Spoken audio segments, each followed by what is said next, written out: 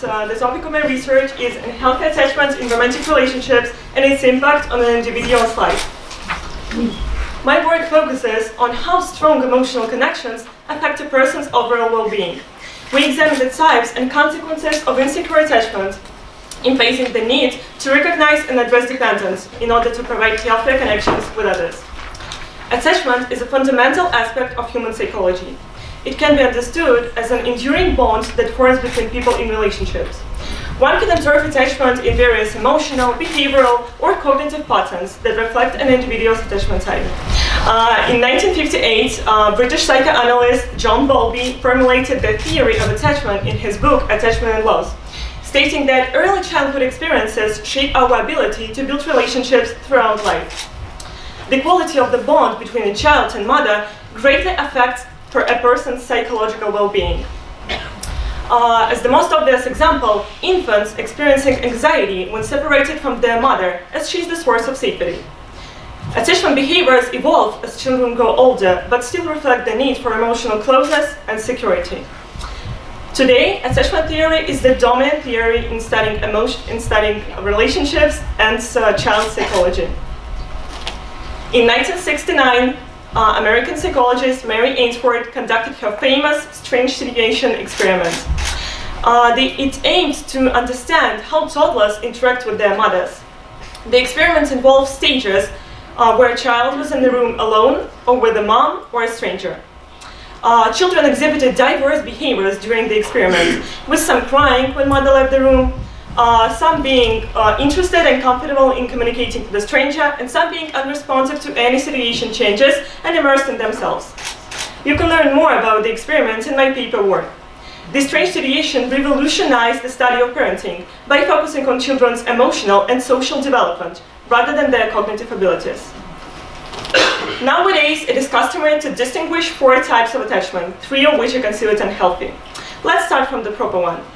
Belonging to a secure attachment type is a stroke of luck. Unlike others, this type implies that the person feels absolutely comfortable expressing their feelings and emotions openly. Thus, people with a secure attachment type can fully trust their partners and, in return, allow their partners to rely on them. But the subject of my research paper is unhealthy attachment types, so let's move on and identify them. An anxious attachment type means feeling a severe anxiety and uncertainty in relationships, always needing to be reassured and validated in personal importance. People of this type may experience intense mood swings or suddenly become overly jealous and possessive. A fearful attachment type is about both drawn to closeness but also afraid of getting possible emotional pain, causing a back and forth between craving intimacy and pulling away. That push-pull dynamic might be connected with the past experience of rejection and always induce instability in relationships. An avoidant attachment means wanting to be independent and self-sufficient, which leads to keeping feelings at a distance and almost not feeling emotional connections with a partner. People of this type often view closeness as a sign of weakness. I've conducted a survey among Взмах students from the 7th to 11th grades of the law department and found out which type of attachment prevails in our school. As it is clear from the pie chart, the majority of the respondents believe they have a secure attachment type. That's gratifying. So it is vital to timely realize that there is a problem and help is really needed. Learning how to break free from unhealthy attachment is needable, first of all, for personal growth and happiness. There are several possible ways to achieve this and become a full-fledged individual. Self-reflection is the first step in overcoming insecure dependence. It involves examining your thoughts and feelings in relationships to try to understand why unhealthy attachment works. Setting boundaries is another important step for breaking free. Boundaries protect our welfare and promote mutual respect in relationships. Seeking professional help is necessary for deeply ingrained attachment issues. Therapy develops coping strategies and fosters healthy relationships. Building a strong support network from your friends, siblings, or just people with similar difficulties can help reduce feelings of grief, anxiety, and loneliness during the recovery process. So, what are efficient relationships? Efficient relationships involve effective communication and the ability to navigate challenges together. Understanding the key aspects can help individuals pursue healthy dynamics in their own lives. As you can see from the slides, these are trust, mutual respect, empathy, and correct conflict resolution. In conclusion, it is worth saying that all types of unhealthy attachments leave a negative mark on an individual's welfare and relationships. Rehabilitation takes time and resources, so patience is a key point for a successful result. Building efficient relationships requires analysis and investment in that discomfort. The main goal is to understand yourself and your personal needs, avoid harm, and eventually achieve a secure attachment type. Here is the bibliography of my work. You can easily scan the QR code if you want. So, this is all for today. Thank you for your attention. Stay happy and healthy. So, as I understood you right, two experiments that you have shown us today are both connected with the role of mother. Yes? Describe the mother, or give me an example of some characteristics that mother should carry to actually to invest this right attachment, that healthy attachment to the child. Yeah, thank you for your question. First of all, as I've said before, the mother is a source of security for a child from the birth.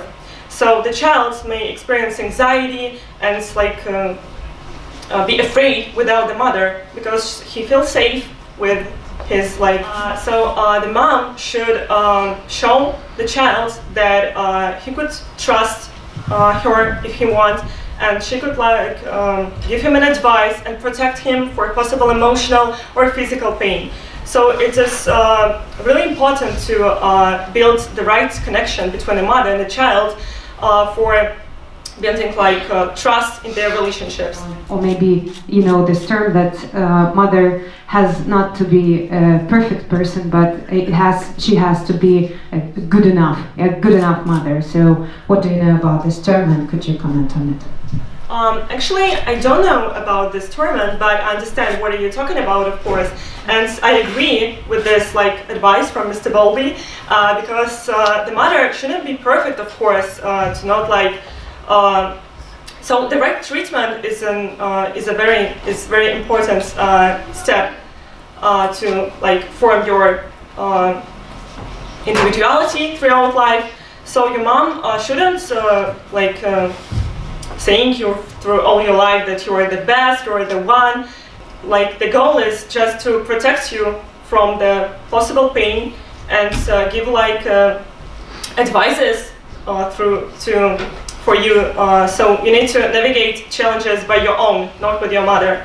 So the mother's role is just protect you and giving advices, not doing everything for yourself. Yeah, you're basically right. You know the term, so don't be shy. That's actually what is the theory of good enough mother is about. So my last question is, sometimes life happens and there is no mother, so who can be a role model for such kinds of left children? Oh, you mean build by yourself if you don't? What methods do I have? What options if I do understand for now that I was raised without a mother? So what steps should I take if I already have an understanding that my life is not good enough and I'm leading an unhealthy lifestyle actually? Actually, I think that the most reasonable thing is to take some course from the therapist, because as I said before, therapy develops coping strategies and fosters healthier relationships with yourself too, not with other people only. So you need to find your own person, because of course we all know that it is it is very important to find your own person who you would trust and who would comfort and with who you would be comfortable talking to. So you can change 1 or 2 or 3 therapists to find your own who you can trust. Thank you very much. Do you believe that the combination of 2 of those types that you have mentioned, like avoidant and anxious, You mean the fearful ones? No, anxious and avoidant. So if we have such two examples in romantic relationships, is it a big struggle? Is there any chance to build up some, let's say, healthy attachment and safe attachment between these two people? So the anxious one and the avoidant one, the one who is always running and the second who is always trying to get away. So I think that it is the most difficult situation when the one partner have an anxious attachment type and the second partner have an avoidant attachment type, because as you said, someone is always running from the love manifestation, but the other one is needing this like for his like normal life, because when a person is attached to another person and when it's like an addiction already, this person can't imagine the life without the person, because his mood is like the same as this person have. So everything is just the same, and everything depends on this person. So I think that it's really a difficult deal to build relationships between an anxious attached person and an avoidant attached person. But therapy and so like like family therapy, that's a really good thing to like look for, because it will profound like the common ground between you both, and you'll know what your partner wants from you, and your partner would know what you want from him. My question is, sometimes people are in love and it isn't mutual. They have no response. It's a kind of unhappy love that actually moves poets to write poetry, and it can be actually not such a bad thing from a different perspective. Okay, nobody guarantees us a happy relationship. So, in your opinion, can every kind of unhappy love be considered to be an unhealthy attachment?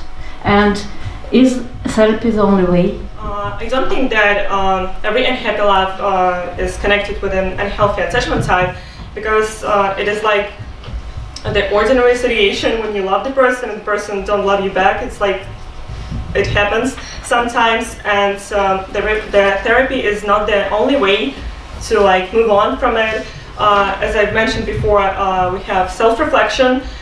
You can like see it and analyze your own thoughts and feelings about that person, and understand what do you like about him, what don't you like about him, and like analyze that you should move on because that person is not in love with you, and understand that there are a lot of other people on this planet. So you shouldn't be focused on like that one person, and you should imagine your life without that person, because it is your life. It is not like his life, and your life shouldn't be like focused on one proper person.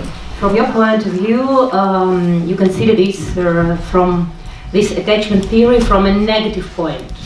Yeah. And it seems to me that this word attachment has got a positive connotation.